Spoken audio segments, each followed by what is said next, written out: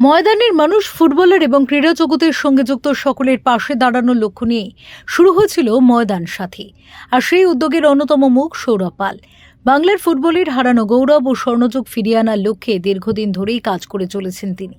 এবার ময়দান সাথী এবং AIFF সভাপতি কল্যাণ চৌবের উদ্যোগে আশুতোষ কলেজের মাঠে আয়োজিত হল বিশেষ সংবর্ধনা অনুষ্ঠান ও মিলন উৎসব।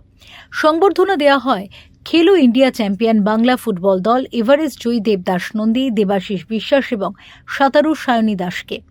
অরাজনৈতিকভাবে ময়দানকে রাজনীতি মুক্ত করার ডাক দিয়েছিলেন AIFF সভাপতি কল্যাণ চৌবে। তাই মিলন মেলায় দেখা গেল এই অনুষ্ঠানে। এখানে যেমন উপস্থিত ছিলেন তৃণমূল নেতা ও বিধায়ক মদন মিত্র, সৌরভ গঙ্গোপাধ্যায়, তেমনি ছিলেন বিজেপি নেতা ও রাজ্যের মন্ত্রী তাপস রায়, অশোক দিন্দা, IFA চেয়ারম্যান সুব্রত দত্ত, CABর পর্যবেক্ষক কমিটির চেয়ারম্যান শ্রীমন্ত কুমার মল্লিক সহ বিশিষ্টজনেরা। গোটা অনুষ্ঠান সফলভাবে পরিচালনায় গুরুত্বপূর্ণ ভূমিকা নেন ক্রীড়া প্রশাসক সৌরভ পাল, যিনি ময়দানের মানুষের পাশে থাকার অঙ্গীকার আরও একবার তুলে ধরেন।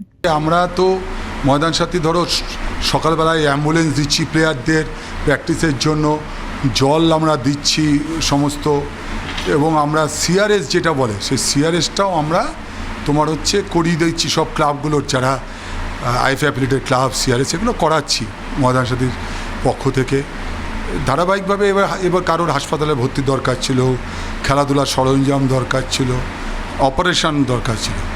এবার বলা যেতে পারে যে এই বছরের অনুষ্ঠানটা যেহেতু AIFF-এর প্রেসিডেন্ট, সেও বিগত 4-5 মাস ধরে ময়দানে বিভিন্ন ব্যাপারে এখানে আসে, সে যোগাযোগ রাখে, কার কী সুবিধে অসুবিধে সেগুলো নিয়মিত মাঠে নেমে খোঁজ করছে। আর বাংলা টিমও ট্রাইবাল গেমসের চ্যাম্পিয়ন হয়েছে, তো প্রাক্তন খেলোয়াড়রাও সবাই আসছে এখানটায়।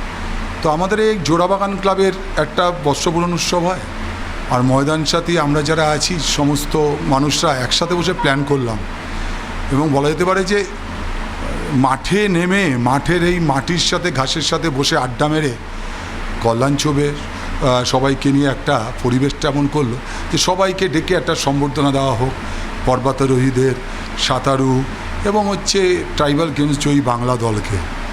তো একসাথে মিলেই একটা ময়দানের মিলন উৎসবটা আমরা অভিভূত যে এতটা ভালোভাবে এসছে। এবং একটা বিতর্ক এই সময় দেখা যাচ্ছে যে রাজনীতির লোকরা থাকবে না।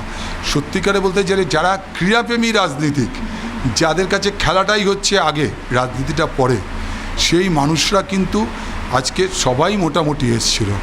আজকে মোহনবাগান ক্লাবের দেবাশিস দত্ত, বাপ্পাদা যারা এসছিলেন, তার সাথে ইস্টবেঙ্গল ক্লাবের বাবুদা সতুদা এসছেন, মোহামেডান ক্লাবের থেকে এসছেন, আপামর সমস্ত ক্লাব এসছেন, এবং ফুটবল প্রেমী হিসাবে যারা আছেন, অশোক দিন্দা প্রাক্তন খেলোয়াড় প্রতিমন্ত্রী, তিনি আমাদের আদিবাসী পূর্ণমন্ত্রী উন্নয়ন দপ্তরের মন্ত্রী ক্ষুদিরাম টুডু, তিনি আদিবাসী প্লেয়ারদের সম্বর্ধনা দিলেন, নিজের হাতে খুব খুশি হয়েছেন। এবং তার সাথে বাংলা সন্তোষ ট্রফি জয়ী আমাদের সঞ্জয় সেন ছিলেন কোচ, তাকেও সম্বর্ধনা দেওয়া হলো। আবার আমাদের প্রাক্তন ক্রীড়ামন্ত্রী ছিলেন মদন মিত্র, যিনি ময়দানে ক্লাব আছে, তিনিও স্বতঃস্ফূর্তভাবে ছিলেন একসাথে সবাই স্টেজে। দেবাশিস কুমারের ক্লাব আছে 2টো ক্লাব, তিনিও একসাথে স্টেজে। আর প্রাক্তন খেলোয়াড়দের তো সবাই ছিল, CABরও সৌরভ গাঙ্গুলি, অভিষেক ডালমিয়া থেকে শুরু করে বাকি বাবলু গাঙ্গুলি, যারা যারা আছেন সবাই মিলেই এসছেন। তো এক প্রকার বলা যেতে পারে যে সাংবাদিকরাও সবাই এসছেন। প্রকৃত অর্থে একটা পারিবারিক মিলন উৎসব হয়ে গেছে। এটা ময়দান সাথী শুধু উৎসব বলবো না, বাংলার ফুটবলের ঐতিহ্যটা ফিরে আসুক, বাংলার ফুটবলটা ফিক্সিং মুক্ত হোক, বেটিং চক্র যাতে কোনোভাবে গ্রাস করতে না পারে। এই তীব্র দাবদাহে যেই সব 12 বছর 13 বছর বাচ্চাদের ফুটবল খেলানো হচ্ছে, একটা সেপ্টেম্বর মাস থেকে অক্টোবর মাস থেকে পড়ে আছে। আমরা নভেম্বর, ডিসেম্বর, জানুয়ারি, ফেব্রুয়ারির মধ্যে খেলা কমপ্লিট করতে পারতাম। এখন আমাদের মে মাসের 31 তারিখ চলেছে, ফুটবলটা হচ্ছে গিয়ে 2027-এ 26-27 মরশুমে হচ্ছে, যেটা 2025-26-এ শেষ হওয়ার কথা। এই সব বেনিয়ম অনিয়মগুলো বন্ধ হোক।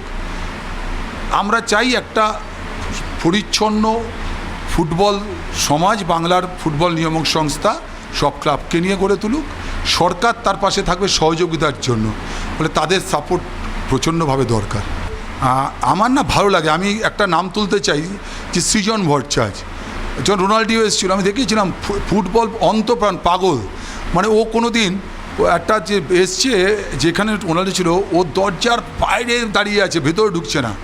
আমি তাকে জড়িয়ে ধরিয়ে নিয়ে এসেছি। ফুটবল পাগল মানুষ, অশোক দিন্দা, তাপস রায়, এরা তো ফুটবল পাগল মানুষ। কল্যাণ চৌবে, আচ্ছা মদন মিত্র ফুটবল অন্তপ্রাণ, ফুটবল ভালোবাসে। তো এনারা রাজনীতি করতে পারে, কিন্তু এনারা ফুটবল মাঠে রাজনীতিটা করার জন্য কোনো প্রশ্রয় দেয়নি। আমি মনে করি যে রাজনীতির লোকরা ময়দানে থাকুক, রাজনীতি যাতে ময়দানটাকে গ্রাস না করে, যেটা সবাই বলতে চাইছে। কুক্ষিগত করে ফেললাম, ভালো মানুষদের সুযোগ দেবো না, সেটা যাতে না হয়। আজকে একটা আইএফের প্রেসিডেন্ট, আইএফের চেয়ারম্যানকেও আমন্ত্রণ জানানো হয়েছে। এআইএফের প্রেসিডেন্ট কল্যাণ চৌবে নিজে ফোন করেছে, আমরা বলেছি। তো এখানে সবাই মিলে আমরা একটা পরিবার, যাতে বাংলার ফুটবলটাকে ঠিক করতে পারি এবং আপনাদের সবার সহযোগিতা নিয়ে, এটাই বলতে চাই।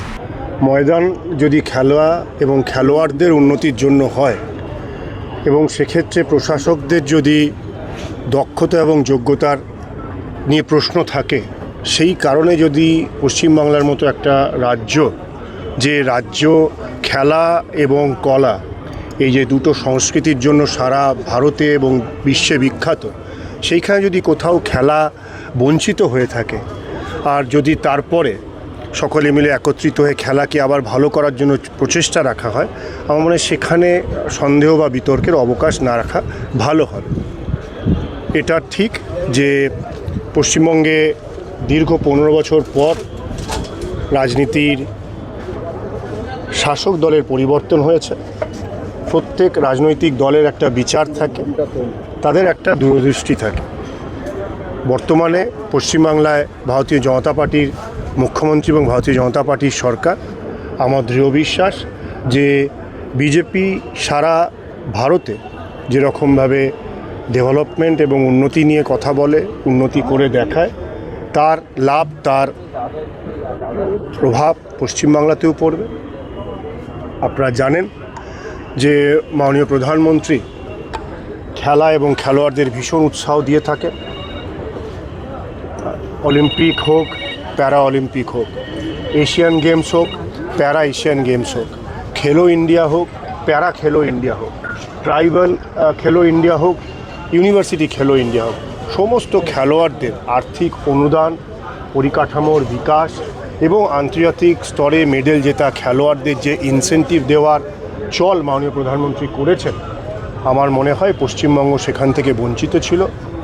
যদি ময়দানে সেই খেলা এবং খেলোয়াড়দেরকে লাভ দেওয়া যায়, তাহলে এর থেকে আনন্দের আর কিছু হবে না।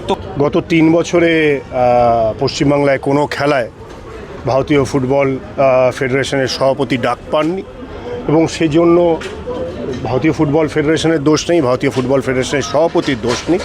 যারা ডাকেননি তাদের মনে হয়েছে যে ডাকা উচিত না। আমার মনে হয় যে আজকে দেখেছেন বিভিন্ন বিধায়ক এসেছেন, প্রাক্তন বিধায়ক এসেছেন, বিভিন্ন দলমত নির্বিশেষে মানুষ এসেছেন যারা ময়দানের সাথে যুক্ত রয়েছে, এবং সকলকে স্বাগত করা আমার মনে হয় খেলার একটা বিশেষ পার্ট। আপনারা জানেন ফিফার যে মূল মন্ত্র, দ্যাট ফুটবল ইউনাইটস দি ওয়ার্ল্ড। তো খেলাও স্বাভাবিকভাবেই সকলকে একত্রিত করে। খেলার স্পোর্টসম্যান স্পিরিট একটা যেটা শেখায় যে আপনি ম্যাচ হারার পরেও যে আপনাকে হারিয়েছে তার সাথে হাত মিলিয়ে মাঠ ছাড়েন।